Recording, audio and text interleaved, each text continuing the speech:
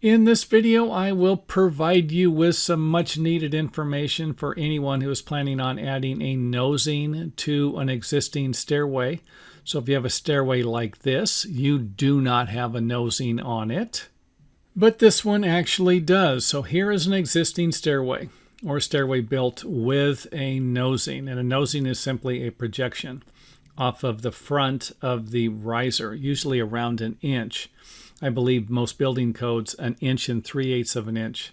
1 3/8 of an inch is the maximum a nosing can project. Now, the first thing I want to point out, and the main reason why I'm making the video, is most of the time when people walk up a set of stairs, they're not going to just be putting their feet flat on the steps and walking up the stairway. I'm not going to say that they don't do it.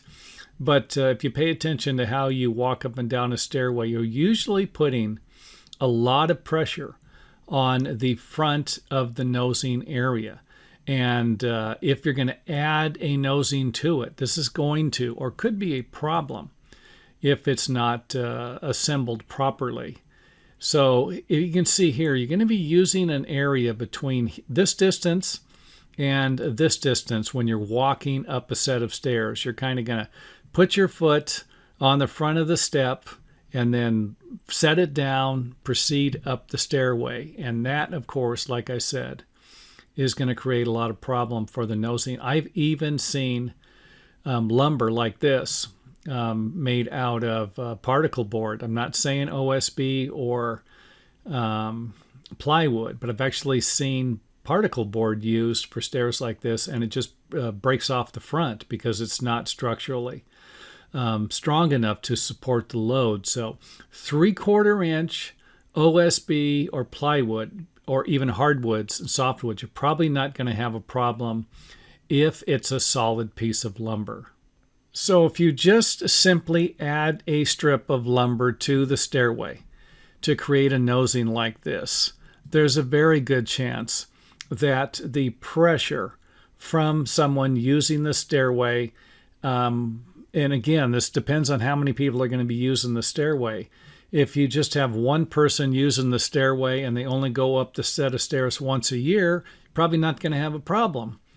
Any more than that, you could have a problem, because all it's going to take is one person to step on this, to put enough pressure on it to end up with something like this.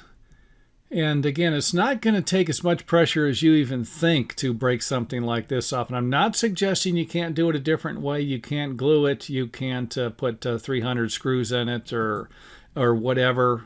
Fine, give it a shot. But be warned that just by simply putting a strip on the front and a couple of nails or screws, it's not going to last very long. Or at least I'm suggesting that's not going to be the best method. So as option number 2, you might want to use a larger board, something like this, where you can have a larger area to attach to the existing stairway. So a real small, skinny piece of wood, you're not going to be able to put a lot of screws in it, and you're not going to have a lot of surface area for the adhesive if you're going to use some type of a glue also. So you can glue and screw it or staple it, whatever you feel like is going to work. But don't forget, this idea here is going to provide you with a different type of nosing finish. So if you're going to carpet a stairway like this and you want to have a smaller nosing, this one here might not work. Another option would be to take a solid piece of wood and cut a shape to it that would work for your particular nosing. Now, the only problem I would have with this is that if the lumber wasn't a very strong piece of wood, it could break off on the nosing. You could have, if you had, let's just say, the grain of the wood running in this direction, and someone was to step on the edge of it, it could actually split it. So this right here isn't going to be the best option. Using soft wood might be a better option with hardwood. But I also need to point out that you would need to do something like this to the entire stairway. If I left one of these out at the top or the bottom, for example, and let's just pretend like this is the top of the stairway, and I left this one out, and I added 1.5 inches to this, I'm now going to have a step that's 1.5 inches longer. That's not going to make the building inspector happy. Another option, of course, will be to remove and replace the tread. So this, you would simply remove the tread without the nosing and replace it with a tread that does have a nosing. Now, if you do have a stairway that is not wedged in between a couple of walls, and you can actually take a saw and cut the entire width or length of the tread here, in that case, you can simply cut a section of the tread and then block it. Now, if you don't install the blocks, you're going to create a weak spot here. Let's just go back here.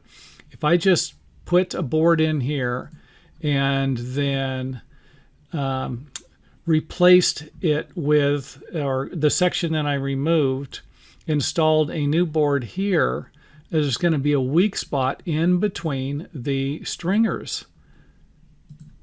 So this is going to be a weak spot here. So you're going to need to install a block, some type of blocking in here, so that you can strengthen this area. So again, another idea, but this one here is probably not going to work as well for a lot of people, because most of the time a set of stairs is going to be built in between a couple of walls, and you're not going to be able to run a saw all the way across.